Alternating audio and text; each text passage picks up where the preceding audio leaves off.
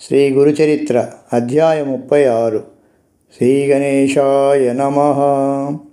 శ్రీ సరస్వత్యై నమః. శ్రీ గురుభ్యో నమః. ప్రస్తావన. క్రిందటి అధ్యాయాల్లో సూచించినట్టు సద్గురువు భక్తులను తన మహిమ చేత రక్షించడమే గాక అందులో భాగంగా బోధన కూడా అనుగ్రహించి ధర్మ మోక్షోన్ముఖులను చేస్తాడు. ఈ అధ్యాయాలలో బోధ ప్రధానమైన లీలలను సిద్ధుడు వివరిస్తాడు. ఒక్కొక్కప్పుడు మానవులు పరస్పర విరుద్ధమైన ధర్మాల మధ్య చిక్కుతారు. ఈ 36-37 అధ్యాయాలలో విప్రుడు పరాన్నము స్వీకరించకపోవడం అనే ధర్మానికి, భర్త భార్యను తన రూపంగా తలచి సంతోషపెట్టాలన్న ధర్మానికి మధ్య చిక్కుతాడు. అప్పుడు వివేకి సమస్యను ఎలా పరిష్కరించాలో శ్రీగురుడు సూచించాడు. అంతేగాక ఆహార శుద్ధౌ సత్వశుద్ధి, ఆహార శుద్ధి వలన సత్వశుద్ధి కలుగుతుంది అని శాస్త్రము. సత్వశుద్ధి లోపిస్తే యజ్ఞదాన తపకర్మలు వ్యర్థమవుతాయని భగవద్గీతా వాక్యము. సాత్వికమైన ఆహారమేమో శ్రీగురుడు స్థూలంగా ఈ అధ్యాయాల్లో బోధించాడు. దీని వివరణ పూర్ణ దత్తావతారమైన షిరిడి సాయినాథుడు బోధించినది శ్రీ సాయి ప్రబోధామృతంలో చూడవచ్చు. ఆ వివరణ అర్హమని, సదాచారమని ధృవపరిచే అంశాలను శ్రీ స్వామి సమర్థ, మాణిక్య ప్రభువు మొదలగు సద్గురువుల చరిత్రల్లో చూడవచ్చు. కథారంభము. నామధారకుడు సిద్ధయోగికి నమస్కరించి, స్వామి, అజ్ఞానం అనే గాఢ నిద్రలో మునిగి ఉన్న నాకు ఈ గురుచరిత్ర వినిపించి మేల్కొలిపారు. దయతో అటుపై వృత్తాంతం తెలిపి ఈ జ్ఞానాన్ని దృఢం చేయండి అని ప్రార్థించాడు. సిద్ధయోగి సంతోషించి ఇలా చెప్పసాగారు. నాయన, శ్రీగురు లీలలు ఎన్నని చెప్పగలను, కొన్నింటిని మాత్రమే ఉదహరిస్తాను, శ్రద్ధగా విను. గంధర్వపురంలో సత్యవంతుడైన ఒక పేద బ్రాహ్మణుడు భిక్షాన్నంతో తృప్తిగా జీవిస్తుండేవాడు కానీ ఎవరింటికి భోజనానికి వెళ్ళేవాడు కాదు. అతడెంతో నిష్ఠతో వైదిక కర్మలన్నీ ఆచరిస్తూ తనకున్న దాంట్లో అతిథులను సేవిస్తుండేవాడు.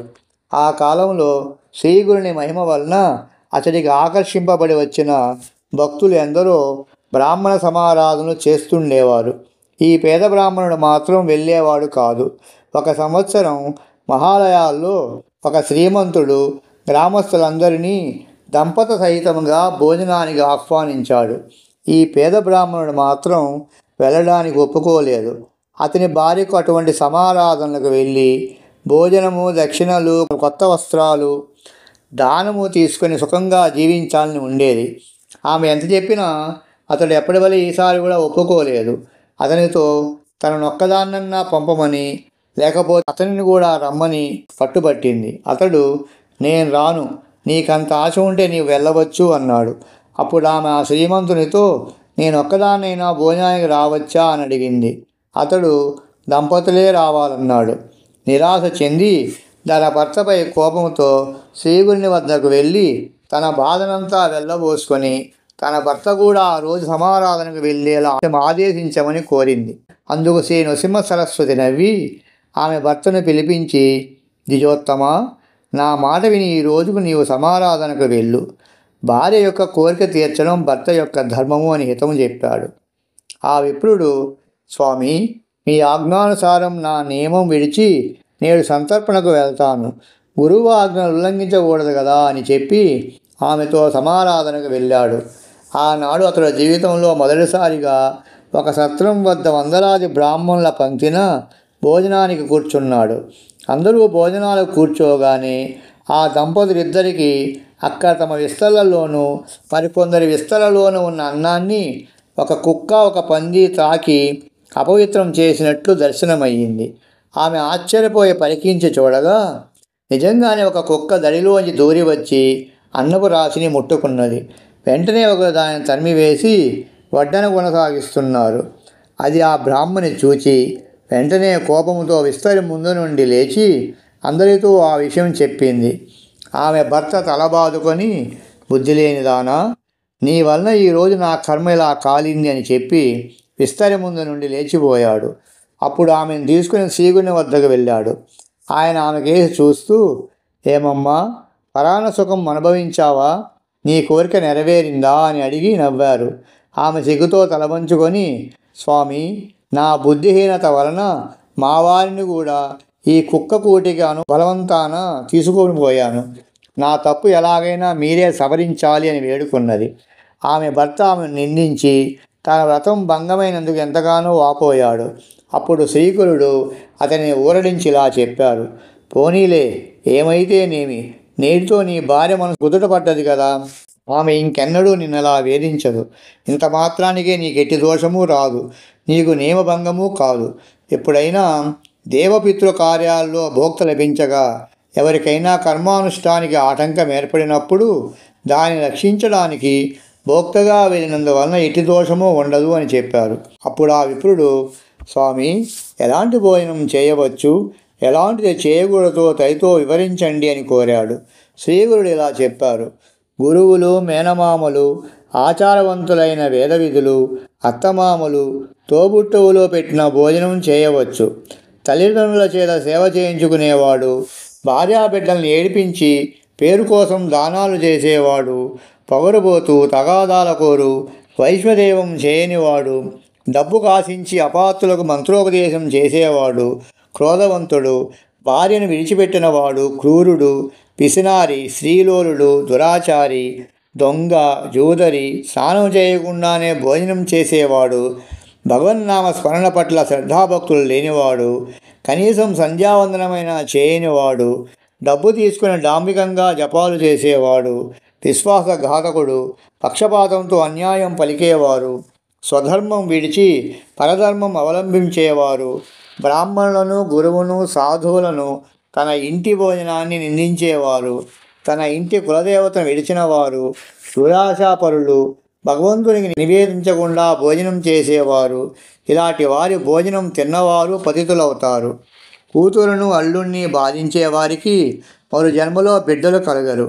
కేవలం అద్వైతం చెప్పి దేవపూజ చేయనివాడు, పొట్టకూటి కోసం కపటంగా ప్రవర్తించేవాడు, పెట్టిన భోజనం వలన మరు జన్మలో గుడితనము, అల్పాయుష్షు లేక చెవుడు కలుగుతాయి.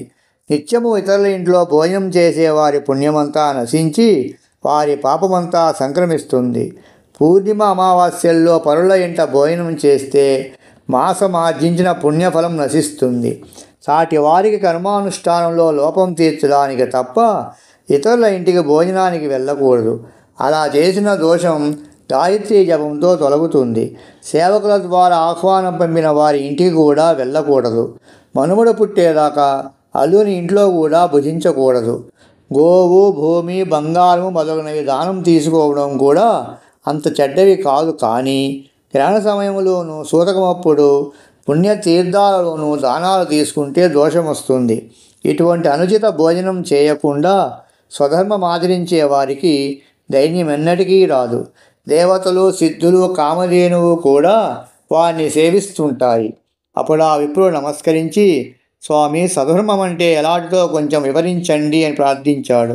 స్వామి ఇలా చెప్పారు, నాయన, పూర్వం ఒకప్పుడు నైమిషారణ్యంలో పరాశర మహర్షిని మునులు ఇలా కోరారు, మునీంద్ర, స్వధర్మానుష్ఠానంలో మాకు అడుగడుగునా సందేహాలు కలుగుతున్నాయి.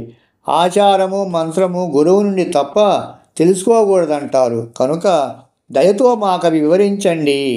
అప్పుడు ఆ మహర్షి ఇలా చెప్పారు, ఋషులారా, సదాచారం వలన సర్వము సిద్ధిస్తుంది. బ్రాహ్మణుడు బ్రాహ్మీ ముహూర్తంలో నిద్రలేచి భక్తితో త్రిమూర్తులను, నవగ్రహాలు, సనకాది సిద్ధులను, పితృదేవతలను, సప్త సముద్రాలు, చతుర్దశ భవనాలు, సప్త ద్వీపాలు, సప్త ఋషులను మొదట స్మరించాలి. అప్పుడు గోవుకు మొక్కి ఆచమనం చేశాకనే కాలకృత్యాలు తీర్చుకోవాలి. స్నానము, భోజనాలకు ముందు తర్వాత కూడా కూర్చొని ఆచమనం చేయాలి. చూడకూడని చూచినప్పుడు, మాట్లాడకూడని మాట్లాడినప్పుడు, వినదాన్ని వినినప్పుడు ఆచమనం చేస్తే శుద్ధి కలుగుతుంది. అందుకు నీరు లేకుంటే కుడి చెవును తాకాలి. కారణం, అందులో అగ్ని, జలము, వరుణుడు, సూర్యుడు, వాయువు మొదలుగా గల సకల దేవతలు ఉంటారు. తరువాత మానసిక స్నానముతో పరిశుద్ధుడై సూర్యోదయం వరకు గాయత్రి తప్ప మిగిలిన వేద భాగంలో ఏ ప్రార్థనా శ్లోకాలైనా చదువుకోవచ్చు. తర్వాత ఊరికి నైరుతి దిక్కున ఆరు బయట దేవాలయాలు, పవిత్రమైన చెట్లు లేని చోట, బాటకు నీరుకు దూరంగాను ఆకులు గడ్డి లేని చోట మల విసర్జనం చేయాలి. ఆ సమయంలో జందెము వేరుగా వేసుకొని అంగవస్త్రం తలకు చుట్టుకొని ఉండాలి. దిక్కులకు వేసి ఆకాశం కేసి చూడకూడదు. పగటి వేళ ఉత్తర దిక్కుకు, రాత్రి వేళ దక్షిణ దిక్కుకు తిరిగి కూర్చోవాలి.